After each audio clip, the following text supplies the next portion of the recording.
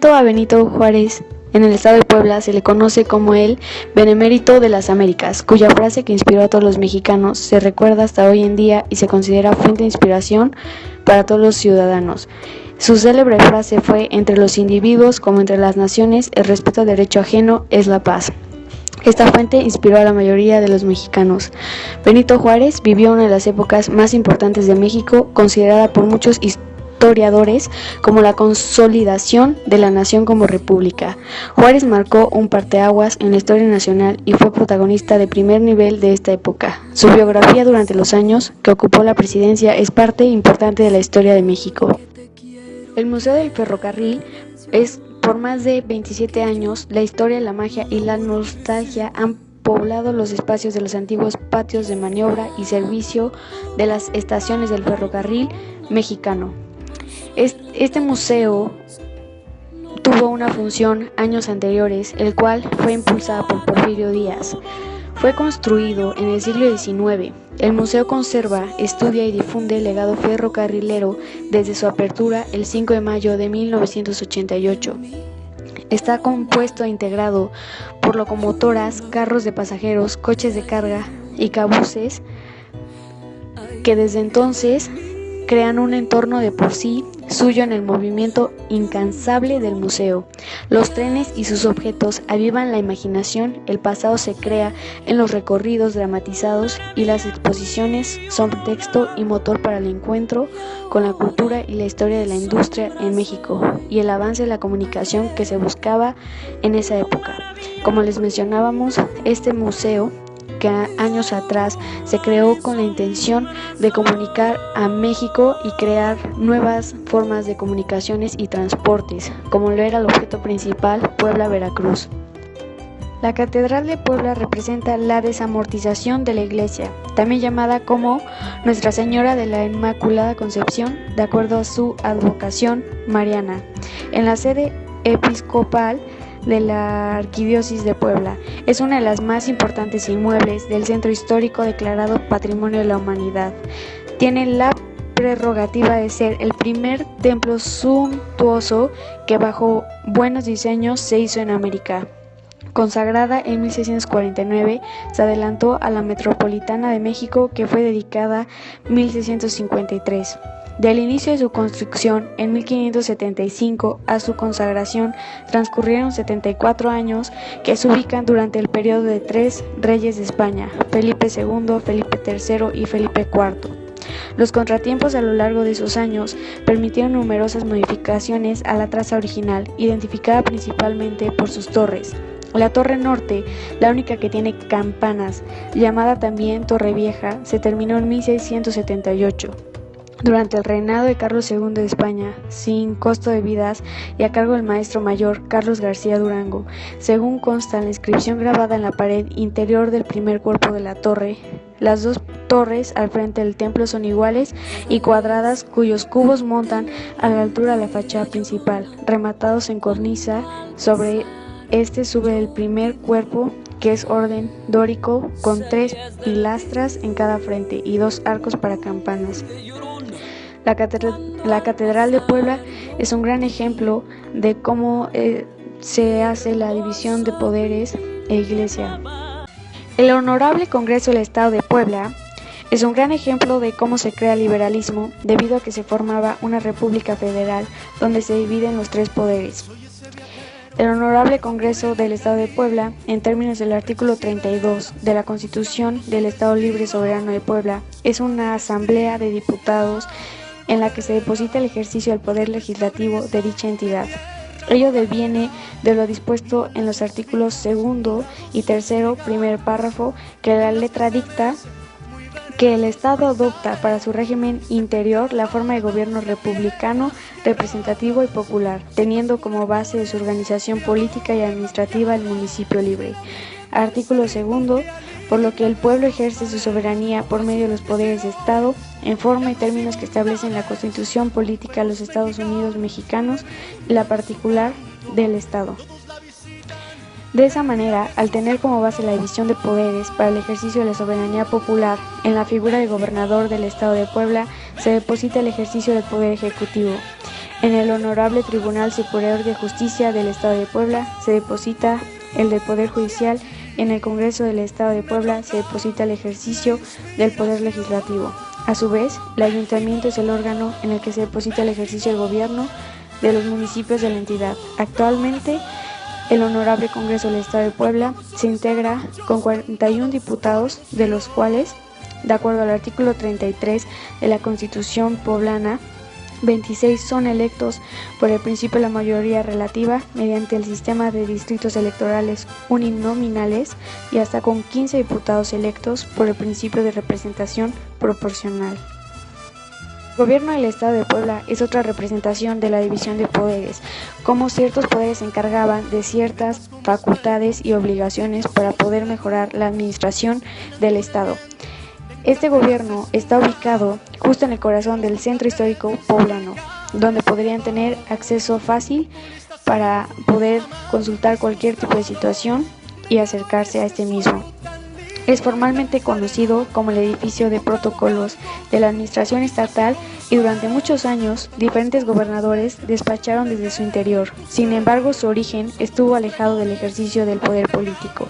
Este lugar vio la luz el 6 de abril de 1908, en los últimos años de la dictadura porfirista, y fue construido como la sede del Banco Oriental de México, Puebla.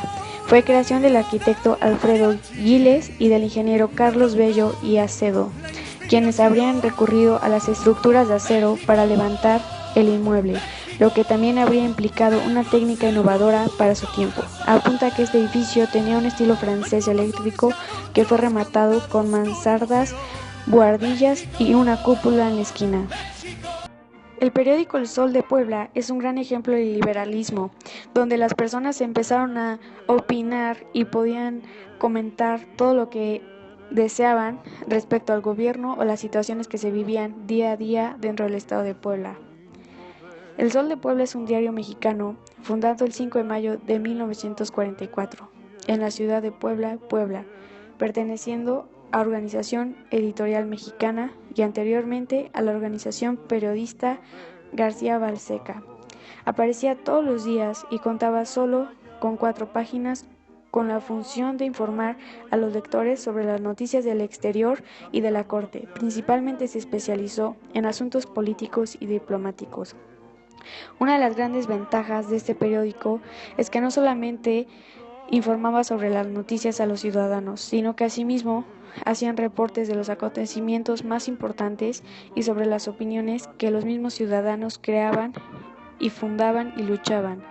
Por lo mismo es que este fue un gran ejemplo de liberalismo en donde los mexicanos se expresaban y se podía hacer notar lo que sucedían en esas épocas y los momentos más importantes y principales.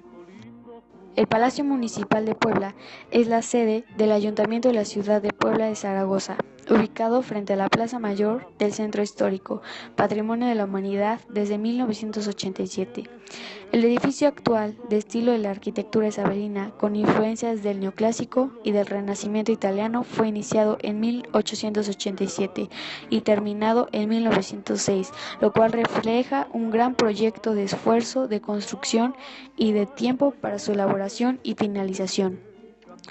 Este fue un proyecto del arquitecto inglés Charles, y la sede del Poder Civil Municipal se estableció en el mismo lugar desde 1536 como parte del proceso fundacional de la ciudad. El teatro principal es otro ejemplo de liberalismo desarrollado en el siglo XIX. Es el ejemplo de liberalismo en la sociedad y también parte de la Revolución Mexicana. El teatro principal de Puebla era conocido como Corral de Comedias y en sus inicios no tenía butacas. Los espectadores se sentaban en vigas y algunos llevaban sillas. La importancia de este teatro es que es el único que después de 250 años sigue en pie y en funciones. El también llamado Gran Coliseo de Los Ángeles fungió como ruedo y guardó artillería militar durante la batalla y el sitio de Puebla. Es un gran ejemplo de cómo fue un espacio donde las personas podían reunirse para la lucha de la revolución y al mismo tiempo liberarse de cualquier estrés y de expresar lo que se sentía o lo que se vivía en esa época. El monumento a Ignacio Zaragoza en el estado de Puebla fue una gran inspiración. Este fue construido debido a su historia, antecedentes y el gran ejemplo que demostraba a los mexicanos. Ignacio Zaragoza fue un militar mexicano reconocido como el héroe, contribuyendo decisivamente a la victoria final de los liberales. 2 años después, en los inicios de la invasión francesa de México, obtuvo una brillante victoria en la Batalla de Puebla, por la que es honrado como héroe nacional. Lamentablemente, una enfermedad puso fin a su vida pocos meses después, a los 33 años de edad de la Batalla de Puebla, que tuvo lugar el 5 de mayo de 1862. Gracias a su gran liderazgo y estrategias, llevó a cabo la victoria del estado de Puebla. La Constitución Política de los Estados Unidos Mexicanos fue impulsada por Venustiano Carranza en 1917. Es la norma fundamental o Carta Magna establecida para regir jurídicamente al país, fijando los límites y definiendo las relaciones entre los poderes de la Federación, los cuales eran poder legislativo, ejecutivo y judicial, entre los 3 niveles diferenciados del gobierno, el federal, estatal y municipal, y entre todos aquellos y los ciudadanos. Asimismo, establece las bases para el gobierno y para la organización de las instituciones en que el poder se asienta, y finalmente establece, en tanto que pacto social supremo de la sociedad mexicana, los derechos y los deberes del pueblo. Se trata de una aportación de la tradición jurídica mexicana al constitucionalismo universal, dado que fue la primera constitución de la historia que incluyó muchos derechos sociales. Esta constitución logró crear orden en los ciudadanos y en los poderes. La Comisión Nacional de Derechos Humanos fue impulsada por la protección de los derechos a todos los ciudadanos. Desde el punto de vista de la defensa de los derechos de los ciudadanos, podríamos decir que los antecedentes más lejanos de la Comisión Nacional de los Derechos Humanos se encuentran en el siglo XIX, con la promulgación de la Ley Procuraduría de Pobres de 1847, que promovió don Ponciano Arriaga en el estado de San Luis Potosí. Pero es hasta la segunda mitad del siglo XX y como consecuencia de una enfática demanda social en el ámbito nacional y de las transformaciones en la esfera internacional que comienza a surgir diversos órganos públicos que tienen como finalidad proteger los derechos de los gobernados frente al poder público.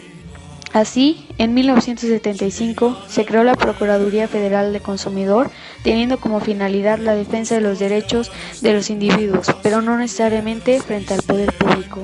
Esta comisión siempre tuvo el objeto de proteger los derechos de todos los ciudadanos y asimismo hasta hoy en día los sigue protegiendo, y su principal objetivo son los ciudadanos y todas las personas que necesitan la protección de sus derechos.